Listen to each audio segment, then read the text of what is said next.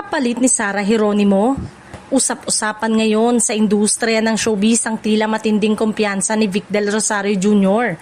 sa batang singer-actress na si Jada Avansado, anak ng OPM icons na sina Jessa Saragosa at Dingdong Avansado. Marami ang napawaw ng ihayag ni Boss Vic ng Viva Entertainment na nakikita niya kay Jada ang potensyal na maging susunod na Sarah Geronimo. Isang matinding papuri na agad umani ng reaksyon mula sa fans at netizen. Sa isang panayam sa TikTok with Aster Amoyo, hindi tinago ni Jada ang kanyang halo-halong emosyon.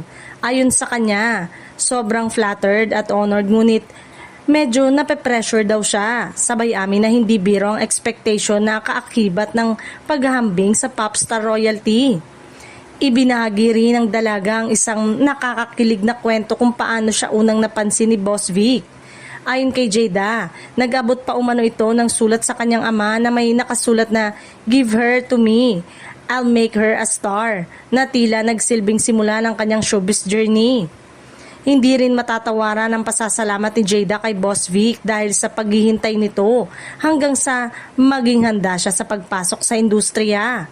Para sa kanya, malaking bagay ang pagkakaroon ng mentor na naniniwala sa kanyang kakayanan. Sa ngayon, lalong tumataas ang expectation ng publiko kay Jada. Tanong ng marami, siya nga ba ang susunod na malaking bituin na susunod sa yapak ni Sarah Geronimo? Panahon ang magsasabi ngunit malinaw, malayo na ang narating ng batang artista at mas malayo pa ang maaari niyang marating.